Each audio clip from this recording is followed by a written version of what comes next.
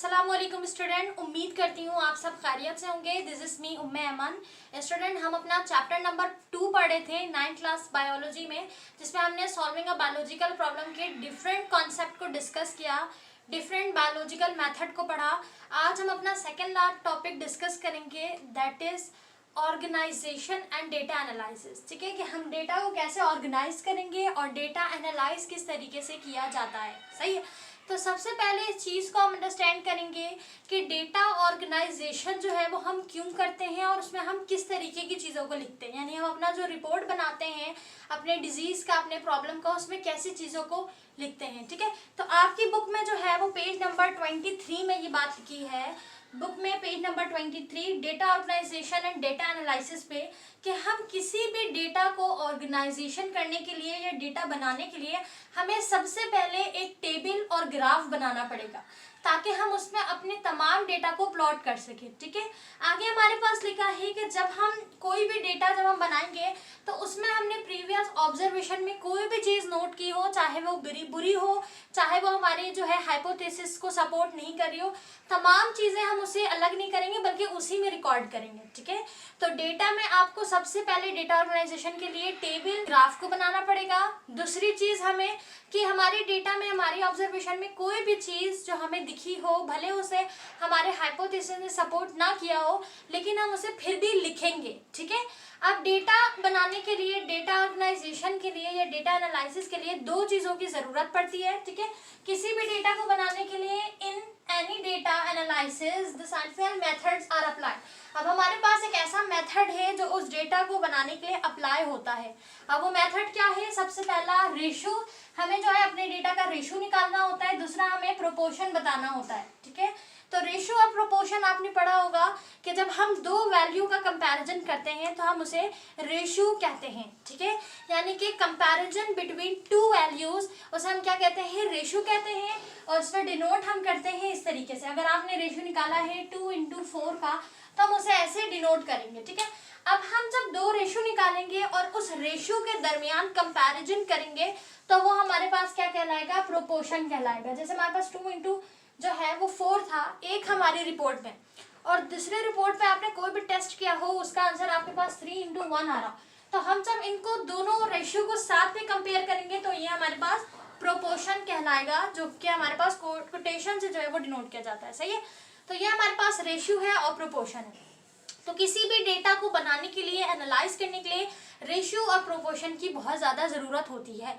इसके बाद अब ये आपके पेपर में किस तरह आएगा? आपके पेपर में जो डेटा ऑर्गेनाइजेशन की हेडिंग है वो नहीं आएगी, जस्ट आपसे रेशियो पूछ लिया जाएगा, प्रोपोर्शन क्या होता है ये पूछ लिया जाएगा, टेबल क्या होती है, ग्राफ क्या होती है, इस तरीके की डेफिनेशन आएगी जस्ट। ठीक है, उसके बाद लास्ट टॉपिक जो आपका है वो हमारे पास है मैथमेटिक्स एनालिसिस है, यानी कि मैथ्स जो है वो एक इंटीग्रल पार्ट है किसका? बायोलॉजिकल सिस्टम का या बायोलॉजिकल सॉल्यूशन का। जब हम बायोलॉजिकल प्रॉब्लम को, डिजीज को सॉल्व कर रहे होते हैं तो हमें मैथ्स की बहुत ज़्यादा ज़रूरत होती है। अब जैसे ये रेशियो और प्रोपोर्शन, ये भी तो मैथ्स का हिस्सा है। ठीक है, तो हम इसे इस्तेमाल कर रहे हैं अपनी किसी भी डिजीज़ को, किसी भी प्रॉब्लम को सॉल्व करने के लिए।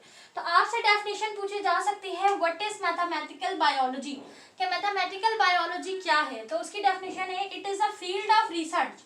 ये एक ऐसी फील्ड है जिसमें हम रिसर्च करते हैं, तहकीक करते हैं। ठीक है, दैट एग्जामिनिंग, जो एग्जामिन करता है, जो हमारे रिसर्च को जो है वो तहकीक करता है, हमारे रिसर्च की जांच करता है।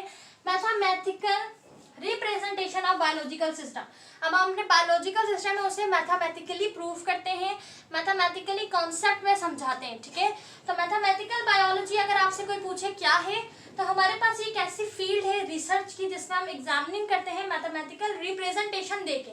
जैसे अभी हमने रेशो और प्रोपोर्शन में अपनी रिपोर्ट को एक्सप्लेन किया, समझाया, तो ये मैथमेटिकली रिप्रेजेंटेशन दी हमने। सही है, उसके बाद हमारे पास दूसरी चीज़ है, दैट इज मैथमेटिकल मॉडल्स। अब अगर आपसे कोई पूछे कि मैथमेटिकल मॉडल्स क्या है, बायोलॉजी में इसका क्या काम है, हम बायोलॉजी में किसी भी डिजीज को सॉल्व करने के लिए इन चीज़ों को क्यों यूज़ करते हैं, तो हमारे पास है कि मैथमेटिकल मॉडल जो है ये आर मैथमेटिकल डिस्क्रिप्शन, ये मैथमेटिकल डिस्क्रिप्शन है जो हम डिस्क्राइब करते हैं कि हमारे पास जो है फॉर एग्जांपल 100 पेशेंट जो है वो हमारे पास हेल्दी हैं और 100 पेशेंट ऐसे हैं जो हमारे पास जिनके एक तो वो पेशेंट भी है, दूसरा उनके ब्लड में प्लाज्मोडियम भी है, ठीक है, तो यानी कि वो मलेरिया पेशेंट है। तो इस तरीके की जो आप रिपोर्ट बना रहे हो, कंपेयर कर रहे हो, तो उसमें हम तमाम जो डिस्क्रिप्शन देते हैं मैथमेटिकल रिप्रेजेंटेशन की मदद से, वो हमारे पास मैथमेटिकल मॉडल्स कहलाता है। सही है।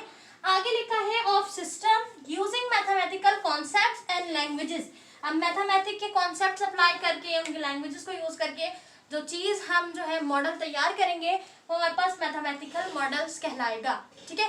तो ये इतने इंपॉर्टेंट नहीं है टॉपिक, इसलिए मैंने आपको इसे जल्दी एक्सप्लेन कर दिया। इसमें इतना इन डिटेल समझने वाला कुछ नहीं है, बस ये समझाने का मकसद था क्योंकि आपके पेपर में जो है वो डेफिनेशन पूछी जा सकती है कि मैथमेटिकल मॉडल्स क्या है, मैथमेटिकल बायोलॉजी क्या है, ठीक है, रेशियो क्या है, प्रोपोर्शन क्या है। तो इसकी डेफिनेशन आप जस्ट याद कर लीजिएगा ताकि आपके एग्जाम में आए तो आप इजीली अटेंड कर सके, ठीक है। तो यहाँ पर हमारा chapter number 2 solving a biological problem complete हो चुका है, ठीक है। हमने तमाम टॉपिक को समझ लिया है। जिसने पहली वीडियो नहीं देखी है वो प्लेलिस्ट में चेक करें, वहाँ पे चैप्टर नंबर 2 कंप्लीट सॉल्व है। तो हमारे पास सेकंड चैप्टर के तमाम कॉन्सेप्ट को, तमाम टॉपिक को हमने समझ लिया। अब हमारे पास जो चैप्टर के लास्ट में एक्सरसाइज क्वेश्चन जो है हम उसे सॉल्व करेंगे। उसमें हमारे पास एमसीक्यूज है, फिलिंग द ब्लैंक्स है, डेफिनेशंस है, ठीक है, डिफरेंस बिटवीन है, उसके बाद क्वेश्चन आंसर है। तो तमाम चीज़ों को हम सॉल्व करेंगे, ठीक है। मैं आपको तमाम चीज़ें एक्सप्लेन करूंगी, उसके पूरे नोट्स बने हुए, यानी आपके जो चैप्टर है, आपकी जो पूरी बुक है बायोलॉजी की क्लास 9th की सिंध बोर्ड बुक, पूरे बुक के अकॉर्डिंग जो है वो नोट्स बना हुआ है जो कि ग्रुप में शेयर किया जा चुका है। अगर आप ग्रुप में ऐड नहीं हैं और आप सिर्फ बायोलॉजी के नोट्स परचेज करना चाहते हैं तो दिए गए नंबर पे कांटेक्ट करें। सरफेस आपको तमाम डिटेल जो है वो नोट्स के हवाले से प्रोवाइड कर देंगे। अब हम अपने तमाम एक्सरसाइज को सॉल्व करते हैं। अच्छा, एक्सरसाइज मैंने लास्ट टाइम मैट्रिक क्लास को सॉल्व करवाई थी तो उसमें एक इशू आ गया था, वो ये कि स्क्रीन में जो है वो नोट्स क्लियर नहीं था क्योंकि वो बड़ा पेज था, तो इसलिए जो है वो क्लियर नहीं हो रहा था। तो मैंने इस बार स्क्रीन रिकॉर्ड में वीडियो जो है वो बनाई है, तो आप उसमें जो है कंप्लीट वीडियो को देखेंगे तो आपको पूरा एक्सरसाइज क्वेश्चन जो है वो समझ आ जाएगा। तमाम क्वेश्चन के आंसर जो है आपको उसमें मिल जाएंगे। स्टूडेंट, ये हमारा नोट्स है, इससे हम अपने तमाम एक्सरसाइज क्वेश्चन को सॉल्व करेंगे। ये पूरा नोट्स कंप्लीट जो है वो चैप्टर नंबर 2 का है। इसके अलावा तमाम चैप्टर जो आपकी बुक में मौजूद है वो भी बन चुके हैं। तो हमारे पास ये है रिव्यू क्वेश्चंस जो आपकी बुक के लास्ट में है और इसी से आपके एग्जाम्स में क्वेश्चंस आएंगे। आपके बुक के टॉपिक में से भी आ सकते हैं और आपके जो बैक में क्वेश्चन दिए हुए हैं बुक के जो चैप्टर के बैक में लास्ट में जो है तो उसमें से भी आपका पेपर जो है वो आ सकता है, ठीक है। तो इसलिए हम अपने रिव्यू क्वेश्चंस को सॉल्व करते हैं। तो सबसे पहली चीज़ जो हमें दी गई है वो हमारे पास है इन सर्कल दी करेक्ट आंसर। तो हमें सीक्वेंस वाइज जो है पहले हम एमसीक्यूज़ को सॉल्व करेंगे। तो पहला एमसीक्यूज़ हमसे यहाँ पर पूछा गया है कि select the correct sequence of biological method. Biological method का जो करेक्ट सीक्वेंस है उसे हमें सिलेक्ट करना है। तो आपको जब आपने बायोलॉजिकल मेथड को पढ़ा होगा तब भी आपको ये बात समझ आ गई होगी। सबसे पहले तो हम ऑब्जर्वेशन करते हैं, लेकिन ऑब्जर्वेशन यहाँ किसी ऑप्शन में भी लिखा है। उसके बाद हम करते हैं हाइपोथेसिस। तो हाइपोथेसिस से आपका स्टार्ट होगा, हाइपोथेसिस के बाद रीजनिंग, रीजनिंग के बाद थ्योरी, थ्योरी के बाद लॉ। तो हमारा थर्ड वाला जो आंसर है वो करेक्ट है, ठीक है। उसके बाद हमारा एमसीक्यूज नंबर 2 जो है उसमें हमसे पूछा गया है कि सिलेक्ट दी ऑड वन। हमें जो ऑड है उसको सिलेक्ट करना है, ठीक है। तो आपको पता है बायोलॉजिकल मेथड में हमारे पास थ्योरी भी होता है, लॉ भी होता है, हाइपोथेसिस भी होता है, लेकिन रेशो जो है वो हमारे पास बायोलॉजिकल मेथड का हिस्सा नहीं है, तो ये इन सब में ऑड है, ठीक है। तो हमारा जो लास्ट वाला आंसर है रेशो वो करेक्ट है। उसके बाद हमारे पास एमसीक्यूज नंबर 3 में पूछा गया है कि हमें एमसीक्यूज नंबर 3 में बताना है कि फील्ड जो है जो मैं रिसर्च करती है, एग्जामिन करती है मैथमेटिकल सिस्टम्स को, मैथमेटिकल रिप्रेजेंटेशन में और बायोलॉजिकल सिस्टम, वो हमारे पास कहलाता है जो अभी हमने पढ़ा मैथमेटिकल बायोलॉजी। मैथमेटिकल बायोलॉजी में हम मैथमेटिकल रिप्रेजेंटेशन देते हैं और ये फील्ड ऑफ रिसर्च है जिसमें हम बायोलॉजिकल सिस्टम के बारे में रिसर्च करते हैं। तो ये मैथमेटिकल बायोलॉजी हमारे पास कहलाता है। उसके बाद चौथा एमसीक्यूज हमसे पूछा गया है कि चौथा एमसीक्यूज में कि हमारे पास जो बायोलॉजिकल मेथड है ये इन्वॉल्व है इन सब में सिवाय एक के। अब बायोलॉजिकल मेथड में डेटा कलेक्शन भी है, ठीक है। डेटा कलेक्शन यानी कि ऑब्जर्वेशन के थ्रू हम डेटा कलेक्शन करते हैं, एक्सपेरिमेंट है, ऑब्जर्वेशन है, लेकिन प्रोपोर्शन जो है वो हमारे बायोलॉजिकल मेथड में नहीं आता, ठीक है। ये है प्रोपोर्शन, हमारे पास प्रोपोर्शन जो है वो हमारे बायोलॉजिकल मेथड में नहीं आता, तो प्रोपोर्शन इसका करेक्ट आंसर है एमसीक्यूज नंबर 4 का। एमसीक्यूज नंबर 5 में हमसे कहा गया है कि हमारे पास साइंटिफिक रीज़न जो होता है, जो मूव करता है स्पेसिफिक से जनरल की तरफ, वो हमारे पास क्या कहलाता है। तो आपको पता है वो साइंटिफिक रीजंस जो हमारे पास स्पेसिफिक से जनरल की तरफ जाए वो इंडिडक्टिव रीजनिंग कहलाती है। और अगर यहाँ पर अपोजिट होता है यानी कि जनरल से फिर स्पेसिफिक की तरफ जाता तो वो हमारे पास डिडक्टिव होता, ठीक है। लेकिन हमारे पास ऑप्शन जो करेक्ट आंसर है 5 का वो इंडिडक्टिव है। उसके बाद हमारे पास एमसीक्यूज नंबर 6 में जो है वो पूछा गया है कि एमसीक्यूज नंबर 6 में कहा गया है कि क्वांटिटेटिव ऑब्जर्वेशन जो होती है हमारे पास, वो क्वांटिटेटिव ऑब्जर्वेशन हम यूज़ करते हैं उसमें हम इक्विपमेंट को, ठीक है। और अगर ये क्वालिटेटिव होती तो फिर हम सेंसेस को इस्तेमाल करते, लेकिन यहाँ पे क्वांटिटेटिव का पूछा गया है जिसमें हम इक्विपमेंट को इस्तेमाल करते हैं मेजरमेंट करने के लिए। तो ये हमारे पास ऑब्जर्वेशन जो है वो इक्विपमेंट की मदद से की जाती है। एमसीक्यूज नंबर 7 जो है उसमें हमसे पूछा गया है कि इक्वेशन जो हमारे पास स्टार्ट हो दो रेशियो के दरमियान, वो हमारे पास क्या कहलाती है, प्रोपोर्शन कहलाती है। जो अभी हमने डिस्कस किया कि comparison between two ratio is called proportion. उसके बाद नंबर 8 एमसीक्यूज में लिखा हुआ है कि कंपैरिजन बिटवीन टू वैल्यूज़, अब दो वैल्यू के दरमियान comparison, that is called ratio obviously, कि दो वैल्यू के दरमियान जो हमारे पास रेशियो हो, जो कंपैरिजन हो, वो हमारे पास क्या कहलाता है, रेशियो। और अगर यहाँ लिखा हुआ होता कंपैरिजन ऑफ टू रेशियो यानी कि दो रेशियो के दरमियान जो कंपैरिजन हो तो उसमें होता प्रोपोर्शन, लेकिन अभी ये सिर्फ वैल्यू लिखी है तो हमारे पास रेशियो कहलाएगा। एमसीक्यूज नंबर 9 में हमसे जो है वो पूछा गया है कि व्हाट इज़ हाइपोथेसिस। तो ये डेफिनेशन बेस है कि हाइपोथेसिस क्या होता है। तो हाइपोथेसिस हमारे पास एक ऐसी एक्सप्लेनेशन है जिसमें हम कोई भी चीज़ बताते हैं तो वो वेल टेस्टेड होती है, ठीक है। यानी कि ऑप्शन नंबर 2 जो है वो करेक्ट है। उसके बाद हमारे पास एमसीक्यूज नंबर 10 में पूछा गया है कि हमारे पास ऐसी ऑर्गेनाइजेशन, डेटा ऑर्गेनाइजेशन जो मेथड हमारे पास इस्तेमाल होता है किसी भी डेटा ऑर्गेनाइजेशन को बनाने के लिए, उसमें सबसे ज़्यादा इंपॉर्टेंट और मोस्ट यूज़फुल मेथड क्या होता है। तो हमें सबसे ज़्यादा इंपॉर्टेंट और मोस्ट जो यूज़फुल मेथड होता है that is graph and table. Graph और टेबल वो वाहिद बहुत ही इंपॉर्टेंट मेथड है जो डेटा ऑर्गेनाइजेशन के लिए ज़रूरी है, क्योंकि आप पहले ग्राफ बनाओगे, उसमें आप लिखोगे आपने क्या ऑब्जर्वेशन की, क्या आपने, तो ग्राफ और टेबल की ही मदद से हम अपने डेटा एनालिसिस को या डेटा ऑर्गेनाइजेशन को जो है वो रिप्रेजेंट करते हैं। तो बोथ 1 और 2 हमारा जो है वो करेक्ट आंसर होगा, ठीक है। अगर ये ए बी करके होता तो हम लिखते हैं बोथ ए एंड बी। तो टेबल और ग्राफ बहुत ज़्यादा इंपॉर्टेंट है किसी भी डेटा ऑर्गेनाइजेशन को बनाने के लिए, सही है।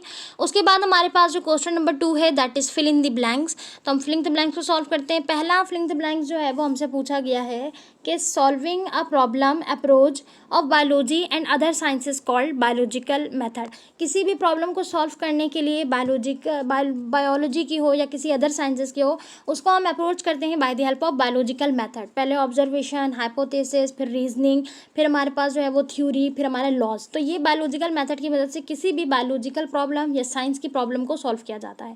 उसके बाद दूसरा जो हमारा फिलिंग द ब्लैंक्स है उसमें हमसे पूछा गया है कि सॉल्यूशन जो है हमारे पास किसी भी बायोलॉजिकल प्रॉब्लम की जो हम सॉल्यूशन देते हैं वो स्टार्ट्स होती है किससे, ऑब्जर्वेशन से, ठीक है। तो ऑब्जर्वेशन की मदद से हम किसी भी जो है वो बायोलॉजिकल प्रॉब्लम को स्टार्ट करते हैं, फिर उसके बाद हम उस पर अपना हाइपोथेसिस देते हैं। अच्छा, जो हमारे की कॉम्पोनेंट कहलाता है, अगर हम कहें कि की component of scientific process is hypothesis, यानी कि हमारा जो की कॉम्पोनेंट है वो क्या है, हाइपोथेसिस है। चौथे फिलिंग द ब्लैंक्स में हमारे पास लिखा है scientific reasoning based on if then statement is called deductive reasoning. जो हमारे पास इफ देन स्टेटमेंट में हो वो डिडक्टिव रीजनिंग कहलाती है। पांचवा फिलिंग द ब्लैंक्स में लिखा है the final step of scientific method is developing conclusion. कि हम जो पांचवा जो हमारा फिलिंग द ब्लैंक्स है उसमें कंक्लूजन आएगा, यानी कि जो हम फाइनल स्टेप होता है साइंटिफिक मेथड का, तो एंड में हम अपना कोई ना कोई नतीजा, कोई ना कोई खुलासा पेश करते हैं, उसे कंक्लूजन कहते हैं।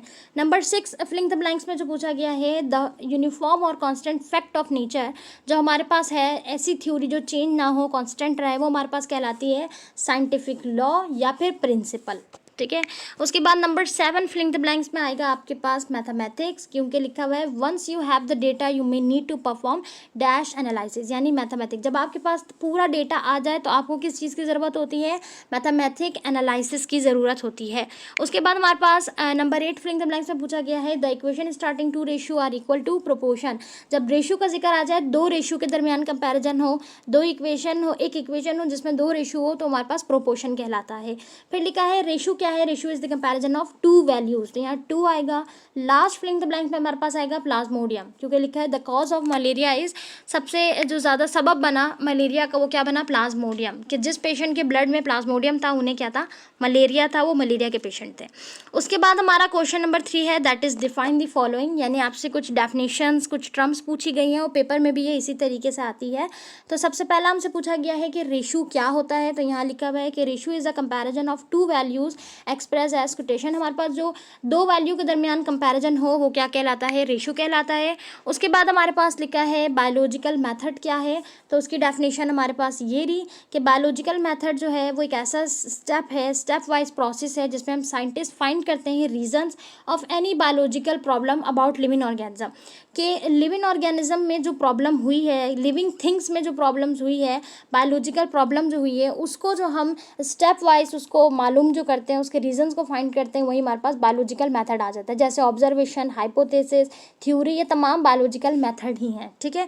उसके बाद आपसे पूछा गया है कि ग्राफ क्या है, सही है, व्हाट इज ग्राफ है, डिफाइन ग्राफ है, तो लिखेंगे हम कि ऐसी डायग्राम जो हमें शो करे showing the relationship between two और मोर थिंग्स, एक और एक से ज़ायद थिंग्स का जो रिलेशनशिप है, ताल्लुक है, उसे हम जो प्लॉट करते हैं डायग्राम में, वो हमारे पास बेसिकली ग्राफ कहलाती है। उसके बाद हाइपोथेसिस पूछा गया है कि हाइपोथेसिस क्या है, तो हाइपोथेसिस हमारे पास एक ऐसी स्टेटमेंट है, हाइपोथेसिस एक ऐसा इंटेलिजेंट गेस है जो कि बनाया गया है साइंटिस्ट के लिए in the form of statement, यानी आपका जो इंटेलिजेंट गेस है, आपका जो आइडिया है, अगर आप उसको स्टेटमेंट के फॉर्म में बयान कर दो तो वो हमारे पास हाइपोथेसिस कहलाता है। उसके बाद आपसे पूछा गया लॉ, कि लॉ क्या है, लॉ को डिफाइन करें, तो a scientific law is a uniform और कांस्टेंट सेट ऑफ नेचर। हमारे पास एक ऐसा सेट नेचर का या जो कांस्टेंट हो, यूनिफॉर्म हो, ठीक है, थ्योरी से मिलता हो, वो हमारे पास क्या है, लॉ है, जो कि ना चेंज हो, कभी ना चेंज हो। उसके बाद है inductive reasoning, a logical process हमारे पास लिखा है use to move specific to from general, यानी कि अगर आपसे जिनरा की से लेके स्पेसिफिक की तरफ जाए तो हमारे पास वो डिडक्टिव रीजनिंग है, लेकिन अगर हमारे पास स्पेसिफिक से जनरल की तरफ जाए तो वो हमारे पास कहलाएगा इंडिडक्टिव रीजनिंग, ठीक है। लास्ट में हमारे पास पूछा गया है conclusion the final step of biological method. Conclusion एक फाइनल स्टेप है साइंटिफिक मेथड का, जहाँ पर हम रिजल्ट्स को अपने एक्सपेरिमेंट के ज़रिए जो है वो एनालाइज करते हैं, डिटर्मिनेशन करते हैं और अपने हाइपोथेसिस तक पहुँचते हैं या पहुँचाते हैं, वो हमारे पास कंक्लूजन कहलाता है। अगर आपसे पूछा जाए कि प्रोपोर्शन क्या है, तो प्रोपोर्शन की डेफिनेशन ये रही कि प्रोपोर्शन हमारे पास जो है वो एक ऐसी इक्वेशन है जो स्टार्ट होती है दो रेशियो के दरम्यान, या फिर आप सिंपल ये लिख सकते हैं the comparison between two ratios is called proportion, जिसे हम इस तरीके से जो है वो वाजे करते हैं कि यहाँ पर हमारे पास दो रेशियो है और उसके दरमियान प्रोपोर्शन का साइन लगा है, सही है। उसके बाद ऑब्जर्वेशन क्या होती है, तो ऑब्जर्वेशन जो है हमारे पास, ऑब्जर्वेशन एक ऐसी स्टेटमेंट है जो कि आपको नॉलेज गेन करने में मदद करती है। अच्छा, यहाँ पर स्पेलिंग्स जो है वो इशू हो गया है, यहाँ पर गेम नहीं होगा, गेन होगा, ठीक है, GAIN, गेन मतलब हासिल करना। An observation is a statement of knowledge gain through the, यहाँ पे होगा सेंसेस के ज़रिए, ठीक है, जैसे हम क्वालिटेटिव कहते हैं, और क्वांटिटेटिव यानी इक्विपमेंट के ज़रिए, वो हमारे पास ऑब्जर्वेशन कहलाती है, ठीक है। उसके बाद लास्ट है मैथमेटिकल मॉडल्स क्या है हमारे पास, उसकी डेफिनेशन ये रही कि mathematical model are mathematical description of system using mathematical concepts and language.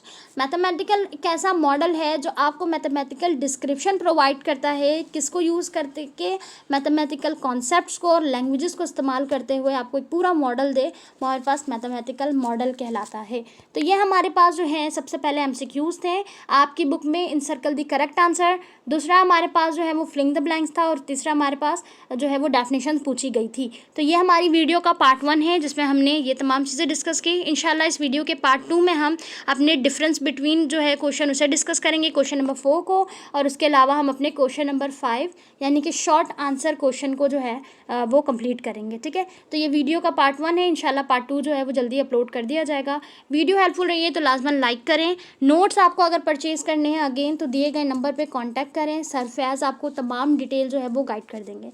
Thank you so much for watching. Take care. अल्लाह हाफ़िज़।